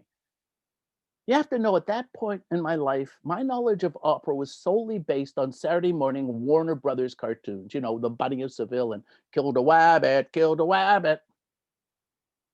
But he told me that the opera company performed on the O'Keefe Center stage. 2 steps forward, 1 step to the side. And that next September, I was in 3 operas. I was a footman, I was a French waiter, I was an elegant gentleman, I was an English soldier, I was a Scottish soldier, I was a waiter, I was Burnham Woods. And then the next year, while still attending university, I was in 4 operas. I became a production assistant in charge of the extras. Because I was taking something called the new program, which meant I wasn't majoring in anything. I had a lot of time on my hands during that 3rd year of university. I performed in other shows. I wrote for the varsity newspaper. I sat in, I demonstrated, I audited the stage technology course at the University of Toronto Opera School. I learned about stage management and sets and props and costumes. And then in the spring, when I graduated with a degree in nothing, there were very few job offers. My uncle's sheet metal and roofing business, or the sports editor of the varsity. One offered a chance to advance and good pay. The other, free Chinese food 3 nights a week when we put the paper to bed. So I opted for the spring rolls, of course. But 2 weeks before I was going to start my career as a journalist, I got a call from the head of the Canadian Opera Company, Dr. Herman Geiger-Terrell, who'd been one of my boosters. He, in fact, had come to a show at the university where I sang, and afterwards, he came backstage and said to me, "You'll sing loud but lousy," which meant my goal of getting onto a musical that toured, where was I going to get there? Well, Dr. Terrell called me in the office to inform me that one of the assistant stage managers on the North American tour of Così fan tutte could not return that fall. And because I'd taken the stage technology course and knew how to be a stage manager, he offered me the job. So the next year, I started on a tour across North America. The next 3 years, Così fan tutte 96 times, La Bohème 54 times, 10 provinces and 38 states, touring, not exactly with a musical and not saying anything, but I thought I'd fulfilled that dream. Until 4 years later, there was a new head of the opera company. His name was Lotfi Mansouri. Lotfi had got me into a couple of great roles. And he let me know that one of the soloists in the Barber of Seville couldn't do the 2 last weeks of that tour. I became Ambrosio. I got to sing 1 step to the side and 2 steps forward. Well, a number of things have happened in my life that have gone the same way, but I don't have the time to share them. I just wanted to share that story with you and maybe make you think. Maybe you've traveled the world the same way as I have. Thank you.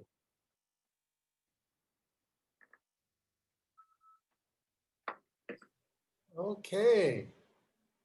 Well, that was just a couple chapters in the story of your going to the stage. Well, to tell you the truth, I've put together a 50-minute show, and for my friend Catherine, who is in England, I wear this when I tour with my one-person show, Confessions of an Operatic Mute. An operatic mute. Well, that was an extra, because as I said, I didn't sing in a number of operas. Oh, I see. Yes. And the way you have put your image on a screen in front of a rapt audience is just sensational. It's very effective. Well, what happened is I got a new camera, and it's very wide. And if you go into your video settings, I have a green screen, which I took down because my head was missing from time to time. Mm-hmm. There's something called video filters. And if you go to video filters, hey, I could have this around me or that around me. Oh. But I chose, because I'm a ham, I chose an audience. So that audience is one of the options that was available? Yes, it is. At least on your computer. You can also change your some of your backgrounds and some of your looks. I do a monthly show with my producing partner, Crystal Bartelzi, called But That's Another Story, the first Sunday of every month. So I've spent a lot of time on Zoom.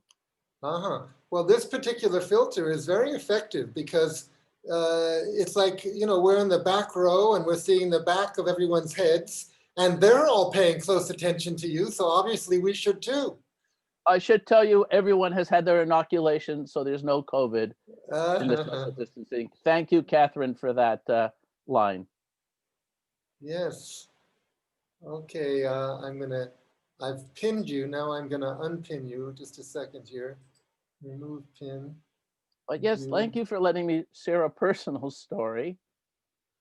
Yes, well, a story is a story. And as we were saying a few minutes ago, whether it is theoretically about somebody else or theoretically about us, whenever we hear a story, we imagine ourselves as that character in that situation. So psychologically, emotionally, all stories are that way. It's all about me, the listener. And I certainly enjoyed part of your journey to the stage because I've also had a journey to the stage. It's interesting because I've had a bunch of journeys like that. I had a small career as a Canadian film star, which you don't know who I am, but I got thwarted a lot. And then all of a sudden, because I did spend a few years doing stand-up, after all these auditions and never getting anywhere, a director came in to see Howie Mandel at Yuck Yucks in Montreal, and that's how I got into films, because I was performing that night. And of course, it's not just your journey to the stage, it's your journey to yourself. It's your journey to your life. So even if we as a listener, we're not on a journey to the stage, we're all on a journey someplace.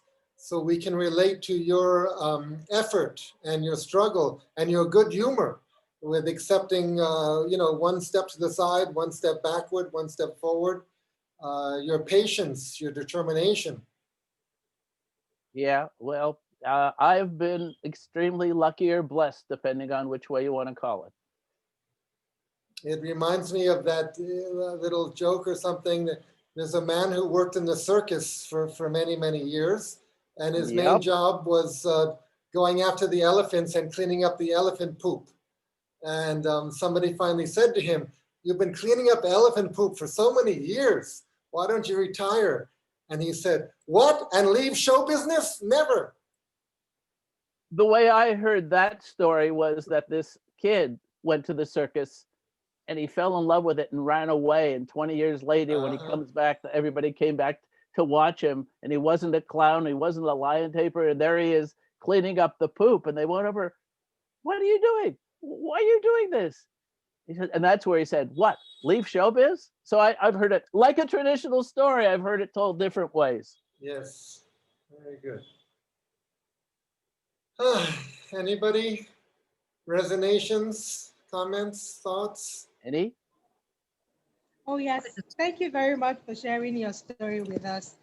Because like Eric said, even if we're not on a journey to the stage, everyone is on a journey to whatever goal it is that they have set for themselves. And it helps to hear that, when it's a real, it helps when it's a real, when it's someone's real story. And so you see someone who has gone through a lot of these twists and turns, or gets to where, where was his goal many years ago, and he's able to achieve it now. So it's a very encouraging story that resonates with an individual. Thank you for sharing. My pleasure. Regarding the chess metaphor, the knight who moves one space to the side and 2 steps forward, or like that, is the knight able to jump over pieces even if it's blocked? Yeah, if there's a piece directly in front of it, or to the side of it, or 2 in front of it, and it wants to get to a certain spot, it goes over it. So the knight is the only piece who can go over it. That's right. Every other piece is blocked when they hit a confrontation. But the knight can maneuver around it. And I had actually thought of this premise months ago, and it was only when I saw The Queen's Gambit, which is a fascinating series, that I went, aha, I've got my way in. I think the Queen's Gambit, it's a certain set of moves in chess. It's a certain technique. Well, the Queen's Gambit, it's a certain opening, I believe, a certain way to play the game. I wasn't that good, and I taught my uncle, and he eventually beat me, so I stopped playing chess. Okay. Such is life. I put a note in if anyone wants to join our show, but that's another story. It's in the chat, and I'm going to be reaching out to people. We have traditional stories as well as personal stories. So Eric, I'm going to use you to reach out to people who want to join us first Sunday of the month at 7:30. And it would be great. Is this a Toronto group or just your group? It's based in Toronto, but since we've gone on Zoom, we've had people in India, in England, in California, in Newfoundland. So because of Zoom, we're opened up. We used to be live in a cafe once a month, but now we're on Zoom. Yes. And also I'm on the board of something called Storytelling Toronto. We're having a festival in May, and I'll send you the information. We'd love everybody to come. And hopefully, because it's a mostly traditional festival, hopefully that we'll get other people to join in. You know, this series, the Storytelling by and for Adults, for 7 years, it was just in a cafe in Chennai. But 9 months ago, we migrated to Zoom. And I must say, all the tellers today were very comfortable with video conferencing, very at home, like fish in water. I think 9 months of Zoom has really, storytellers are getting used to it. Oh, yes. Yeah. If I may say something, I started doing a bit of storytelling, but with the lockdown and COVID, we just started with Zoom every Sunday with children. And that's since May last year. It's almost 9 months, just like you. So Zoom has become like the platform to be on with the COVID challenge all over the world. And it's been a very rewarding experience to come in every Sunday with a new story for the children, just also to give a variety, especially when schools were even locked down.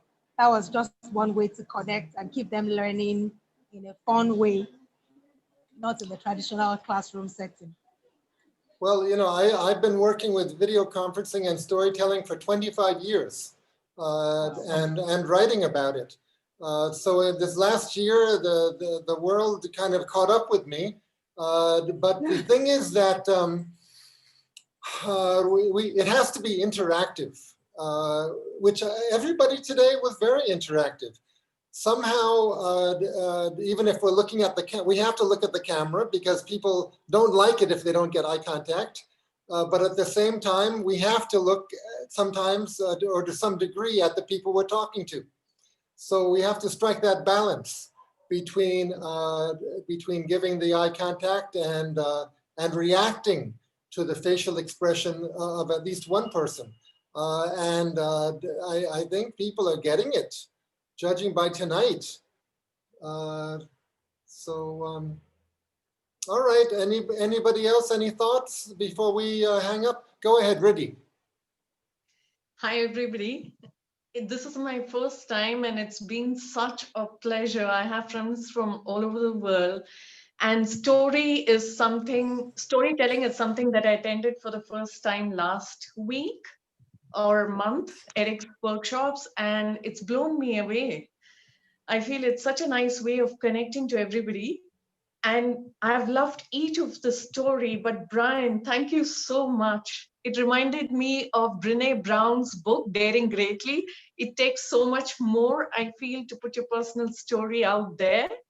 And the one thing that stood out to me was, I'm from India, Bangalore. We have grown up watching most of these English shows, right? And we always hear and see in the movie the struggle to make it. And the bigger the banner, the more hard it is.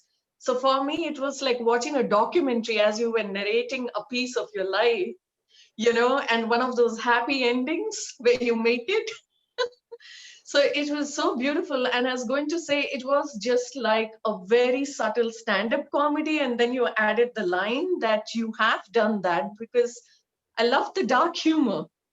And in India, we play chess a lot. And I don't know, it feels like some deeper connection with you, because I stopped playing chess because I was so bad at it. My grandfather taught us. And I hate killing people, even in paintballing. I didn't like killing off even those, pawns.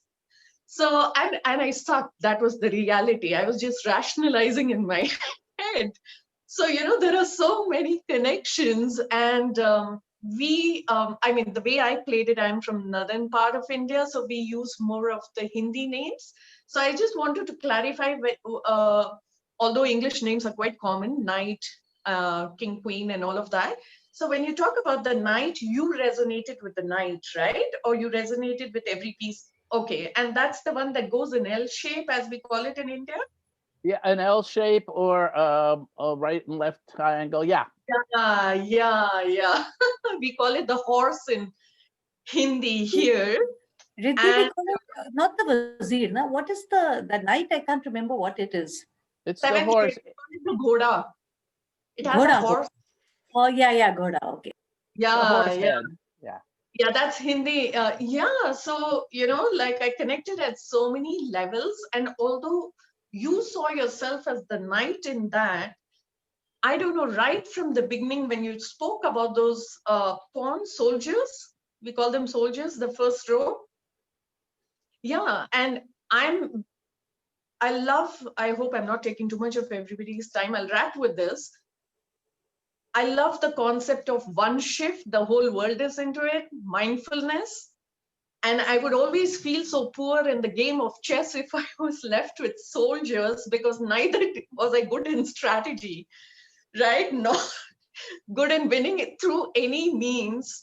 But somehow, right from the beginning of your narration, I think it was the tone and the solidness with which you've embraced and respected probably every part of your life and every move, that for the first time in my life, I had respect for the soldiers. As I was listening to your story, I do know that the soldiers can kill the king and the queen at the end.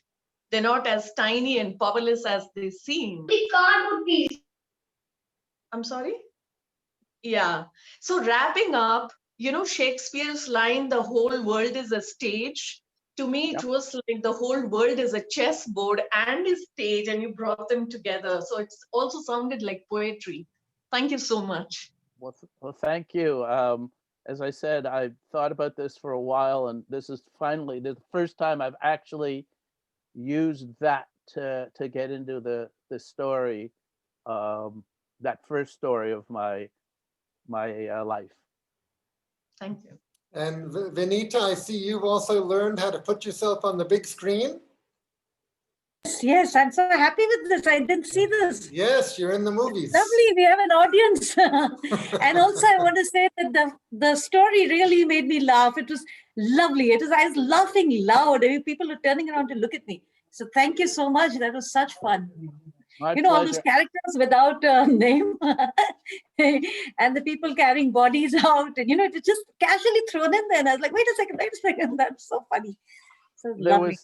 Just quickly, there was a tenor named Gene Cox who we had to carry out in Siegfried, and he kept yelling at us as we carried out the dead body. And I think one time we kicked him because we were not happy with him. But we were finishing the show up in Ottawa, and he was invited to the final party. He couldn't go, but he gave me $200 to buy everyone a drink. And I apologized for kicking him. Okay. Well, Brian, I want to thank you especially for reminding us all about theater. I really, as a teenager, theater was everything to me. I grew up next to Broadway in New York City. My father was a theater critic and a playwright whose plays were not produced, unfortunately, and I wrote plays as a teenager. I thought I was going to be like Eugene O'Neill or Tennessee Williams or Arthur Miller, one of the American playwrights. That's what I thought was going to happen to me. It didn't happen. Something else happened. But that's okay too. But theater is always my first love. Okay, shall we say good night? Or good morning for those of us who still in the morning. That's no right. offense. Getting up at 7 o'clock and taking a shower is great. I'm taking a nap. Okay, thank you very much, everybody. Thank you all. See you soon. Thank you so much. That Thank was you, really everyone. interesting. Fantastic. And I hear somebody's 100 in this audience. Wow. I helped produce a theater show in Toronto for Canada called the Siminovich Prize for Theater. And Lou Siminovich, a noted scientist, his son-in-law let Lou listen to this. So he actually came to see the one-person show and gave me my favorite comment about the show. He said, "Shit, it was better than I thought." True story. Thank you, everyone. Okay. Thanks to everyone who came. I'm going to walk the dog. Okay.